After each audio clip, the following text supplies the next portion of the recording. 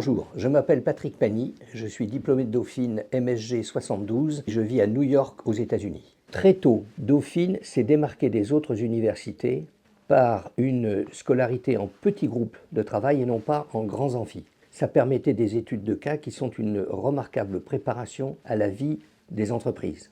Chaque cas était une opportunité pour nous de nous demander ce que nous aurions fait en tant que le preneur de décision face aux problèmes présentés. J'ai beaucoup apprécié cette démarche. À l'issue de mes études à Dauphine, je suis parti pour faire un MBA à Harvard. J'ai donc découvert à travers Harvard la puissance de l'association des anciens élèves, des donations d'anciens élèves quand ils avaient réussi et qu'ils aidaient à financer l'université. Et j'ai trouvé que ce modèle aurait dû s'appliquer à Dauphine, qui évidemment est l'héritière d'un système français d'éducation qui est parfait, en ce sens que l'État prend en charge les dépenses et que les frais de scolarité d'un Dauphinois sont relativement modestes, très modestes quand on les compare à ce qui se passe aux États-Unis. Historiquement et conceptuellement, ça n'était pas nécessairement dans l'ADN de l'université. On a découvert au fil de l'eau, comme le disait Lionel Jospin, que l'État ne peut pas tout faire. Certes, il contribue au financement d'une université qui est indispensable à la formation des étudiants français. Si on veut aller plus loin, il faut s'appuyer sur des dons privés,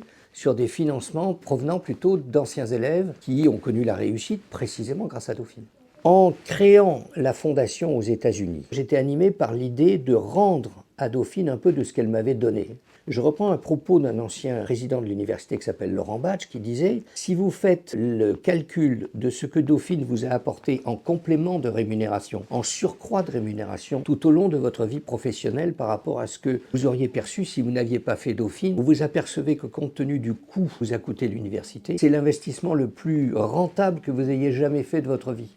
Même un investissement dans Nvidia ne vous rapporterait pas cela. Donc il est normal, il est logique qu'on puisse contribuer au développement d'une université qui nous a tant apporté. Dans les initiatives portées par l'université et la fondation, l'égalité des chances est celle qui me tient particulièrement à cœur. Et elle est fondée, cette égalité des chances, sur l'aide à des étudiants pour les amener au niveau et non pas, ce que je trouverais critiquable, abaisser le niveau de Dauphine pour une catégorie d'étudiants. Je trouve absolument remarquable qu'on aille chercher des étudiants qui sont potentiellement des étudiants qui pourraient accéder à Dauphine, mais qui sans cette aide mettent en difficulté pour le faire. Et donc, cette initiative que j'ai financée dans le passé et que je continuerai de financer, je la trouve très judicieuse. Ceux qui sont à l'université aujourd'hui ou qui viennent d'en sortir font partie d'un groupe de personnes qui ont reçu un enseignement de grande qualité, qui les a bien préparés à la vie professionnelle, à la vie de l'entreprise. Et je souhaiterais que ces personnes n'oublient pas d'où vient leur succès lorsqu'il arrivera, et qu'elles n'oublient pas de rendre un petit peu à Dauphine ce que Dauphine leur a apporté. Ne pas oublier l'université qui a développé votre talent et vos compétences. Ça me paraît essentiel.